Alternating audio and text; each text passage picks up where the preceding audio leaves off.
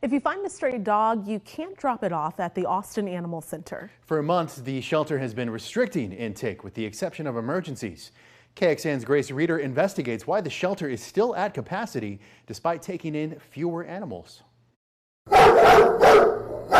For the first time since 2016, the Austin Animal Center is restricting intake because it's full. Many pets are being turned away. Kristen Hassan served as deputy chief of the Austin Animal Center from 2015 to 2017. Now, she's a consultant for government-run shelters nationwide and serves on the Austin Animal Commission. She's one of the advocates saying the shelter closing its doors to new pets is a red flag. I was there 2015 to 2017 when we took in a much higher volume of animals. Why is the animal shelter always in crisis and always at capacity? That concern is shared by one of the original co-founders of Austin's no-kill movement. She's been advocating for animals in Austin since the late 90s. The city management claims that there's a space issue here at the shelter, which we find difficult to understand and accept when intake has been so decreased. Intake at the shelter has decreased since the pandemic started.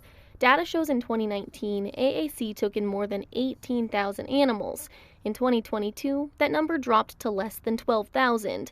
But the director of the Austin Animal Center blames part of that on the drop in people bringing animals to the shelter altogether. He says instead, they're knocking on doors and taking to social media when they find strays. Getting the citizens to help and keep animals out of the shelter was very beneficial for the community as well as the shelter. And so I think that's where, you've seen a lot of intake down throughout the nation. Where some animal advocates and director Don Bland don't agree is whether adoptions are largely to blame for how full the shelter is, despite fewer animals coming in. In 2019, data shows the shelter adopted out more than 8,700 animals.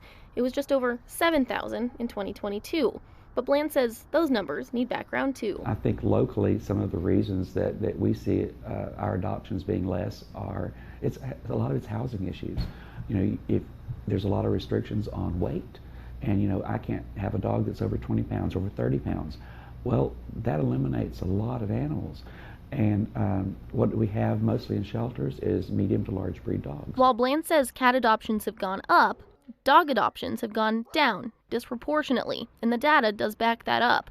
Roughly 2,000 fewer dogs were adopted in 2022 than they were in 2019. One of the things that we've seen nationwide as well is the length of stay in animals go up significantly, especially medium to large dog breeds. As of Monday, we had over 44 dogs that had been here over 200 days. Animal advocates agree there. They're concerned about the amount of time animals spend in the shelter and say something needs to be done differently to make sure the taxpayer-funded animal center is open to its taxpayers. If we're not doing this right now, we will not be prepared, and we're going to be in this situation again where there will be no room at the shelter, animals living in truck-port kennels. Those animals all should be saved, but the system has to get to work again, and it is not working now. It's not that we're resting on our laurels, because you can't. In animal welfare, you've got to keep moving forward, and so we're always wanting to learn and grow and do better. Grace Reeder, KXAN News. And the director of the Austin Animal Center says one way the community can help is to microchip your pets.